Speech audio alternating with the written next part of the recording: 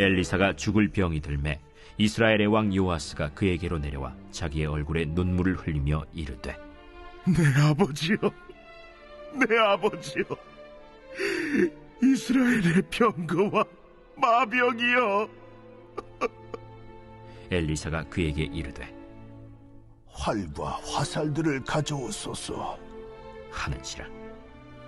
활과 화살들을 그에게 가져오매 또 이스라엘 왕에게 이르되, 왕의 손으로 활을 잡으소서 하매 그가 손으로 잡으니 엘리사가 자기 손을 왕의 손 위에 얹고 이르되, 동쪽 창을 여소서 하여 곧 열매.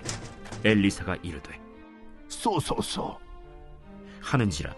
곧 쏘매 이는 여호와를 위한 구원의 화살, 곧 아람에 대한 구원의 화살이니 왕이 아람 사람을 멸절하도록 아벡에서 치리이다. 화살들을 집으소서. 곧 집음에 엘리사가 또 이스라엘 왕에게 이르되, 땅을 치소서. 이에 3번 치고 그친지라.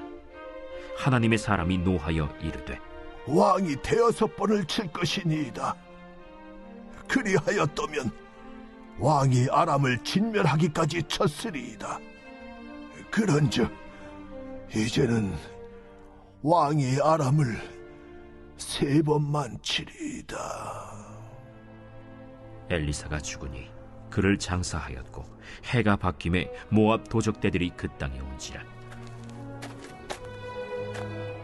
마침 사람을 장사하는 자들이 그 도적대를 보고 그의 시체를 엘리사의 묘실에 들이던지매 시체가 엘리사의 뼈에 닿자 곧 회생하여 일어섰더라. 여호아하스 왕의 시대에 아람 왕 하사엘이 항상 이스라엘을 학대하였으나 여호와께서 아브라함과 이삭과 야곱과 더불어 세우신 언약 때문에 이스라엘에게 은혜를 베풀며 그들을 불쌍히 여기시며 돌보사 멸하기를 즐겨하지 아니하시고 이때까지 자기 앞에서 쫓아내지 아니하셨더라. 아람의 왕 하사엘이 죽고 그의 아들 벤하닷이 대신하여 왕이 되매 여호아하스의 아들 요아스가 하사엘의 아들 벤하닷의 손에서 성읍을 다시 빼앗으니 이 성읍들은 자기 부친 여호아하스가 전쟁 중에 빼앗겼던 것이라.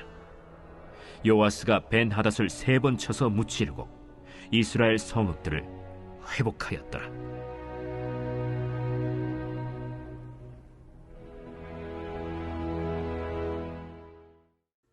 샬롬.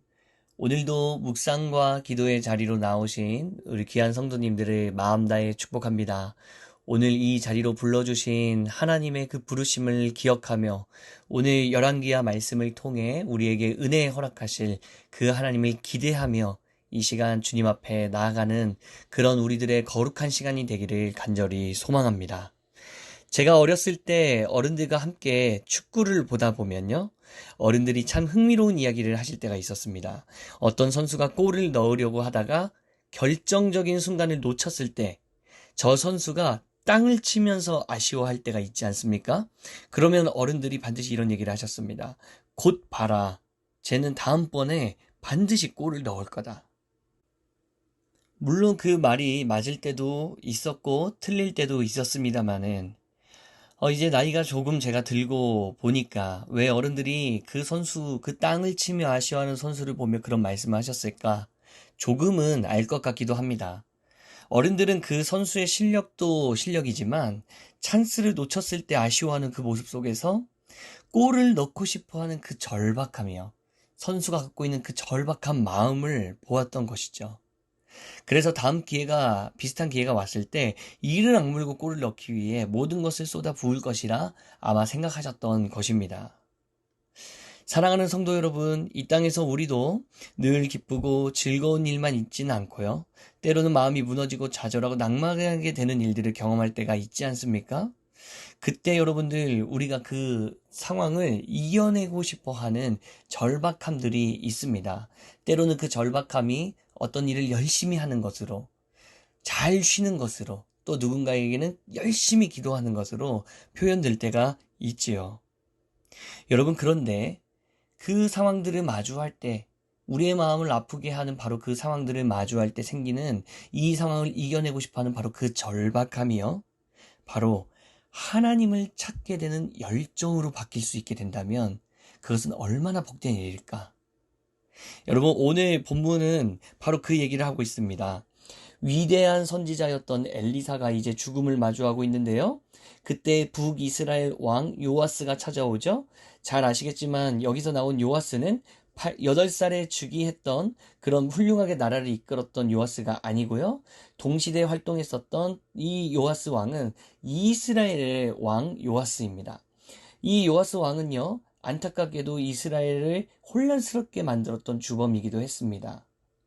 하나님 보시기에 악한 행동을 많이 했었던 왕이라 평가받죠. 다시 돌아와서 엘리사 선지자가 죽음을 맞이하게 되었는데 이 북이스라엘의 왕 요아스가 찾아와 눈물을 흘리며 이렇게 얘기합니다. 13장 14절 오늘 본문 말씀인데요. 엘리사가 죽을 병이 들매 이스라엘의 왕 요아스가 그에게로 내려와 자기의 얼굴에 눈물을 흘리며 이르되 내 아버지여 내 아버지여 이스라엘의 병거와 마병이여 하매. 그 당시 엘리사의 죽음이 상징적으로 얼마나 큰 일이었는지 아마 살펴볼 수 있는 대목이기도 합니다. 이때 엘리사가 화살을 가지고 오라고 요아스에게 갑자기 요청하죠. 그리고 동쪽 창문을 열어서 그 화살을 쏘라고 얘기합니다. 요아스가 그 화살을 쏘자 엘리사가 의미심장한 이야기를 전하죠. 이 화살은 여호와의 승리의 화살이다. 아람 군대와 싸워 이기게 할 것이다. 이 화살이 얼마나 중요한 것인지 엘리사가 이 요아스 왕에게 알려주는 것입니다. 그러더니 엘리사가 두 번째로 요아스에게 또 요청합니다. 이제 그 화살들을 잡고 땅을 치십시오. 여러분, 이 중요하고 엄숙한 분위기에서 행동 하나하나가 너무 신중한 때 아닙니까? 그런데 요아스는 이때 화살을 짚고 땅을 치기 시작하는데 딱 3번만 치고 멈춥니다. 이때 엘리사가 화를 내며 얘기합니다. 오늘 19절 말씀인데요. 하나님의 사람, 이 엘리사죠. 하나님의 사람이 노하여 이르되 왕이 대 6번을 칠 것이니이다. 그리하였다면 왕이 아람을 진멸하기까지 쳤으리이다. 그런즉 이제는 왕이 아람을 3번만 치리이다 하니라. 여러분, 무슨 얘기입니까? 지금 이 화살을 잡고 땅을 치십시오. 제가 요청을 했을 때 절박하게 하나님을 찾는 열정을 가지고 이거를 많이 두드렸다면 당신이 아람과 싸워 완전히 이길 수 있었을 터인데 이제 정말 그 절박함이 그냥 3번만 달랑치고 멈추는 그 모습, 왜 그 모습인가? 그러고 보니까요, 바로 이 요아스가 엘리사가 죽기 직전에 내 아버지여 내 아버지여 이렇게 이야기했었던, 간절한 것 같이 이야기했었던 이 장면은요, 사실 한 번 더 성경에서 이미 등장을 했었던 장면이기도 합니다. 무슨 얘기냐면 엘리사의 스승이죠. 엘리야가 이 하늘 병거를 타고 그리고 저 불병거를 타고 하늘로 올라갈 때에 그때 이 엘리사가 똑같이 이렇게 외쳤었습니다. 열왕기하 2장 12절인데요. 엘리사가 보고 소리 지르되 내 아버지여 내 아버지여 이스라엘의 병거와 그 마병이여. 그때 엘리사는 엘리야가 필요한 것이 너에게 무엇이냐 라고 물었을 때 절박하게 외쳤던 그 장면 여러분 기억하십니까? 당신에게 있었던 하나님이 당신에게 주셨던 그 성령의 역사를 내게 갑절이나 더하게 하여 주옵소서. 당시 엘리사가 얼마나 절박했으면 열정적으로 영적인 역사를 갑절이나 구했겠는가. 그런데 오늘 요아스에게는 동일한 절박해 보이는 말을 외치지만 실제로 그의 마음 가운데는 그 절박함이 하나님을 향한 열정이 잘 보이지 않았다라는 것이죠. 입으로는 아버지 아버지 외치지만 엘리사의 절박함이 그에게도 보이는 것 같지만 하나님을 향한 절박함이 실제로는 별로 없었던 것입니다. 영적으로 크게 간절한 것이 없었던 것을 보여주는 한 단편적인 사건이다. 사랑하는 성도 여러분, 저와 여러분들은 얼마나 이 땅을 살며 절박하게 하나님을 찾고 계십니까? 얼마나 우리는 이 24시간이라는 하루를 살며 하나님을 절박하게 찾는 신앙생활을 하고 있습니까? 하나님 앞에 기도하며 예배할 때 그 잠깐의 순간을 통해서도 여러분, 저와 여러분들의 이 현실의 문제와 그리고 이 아픔을 하나님을 향한 간절함과 절박함으로 바꾸어내고 계십니까? 최근 청년부에서 한 어떤 지체가 제자훈련을 하면서 무려 10일을 넘게 금식하는 일이 있었습니다. 왜 그랬느냐 물었더니 하나님 앞에서 자기 마음이 너무 절박해졌다는 얘기죠.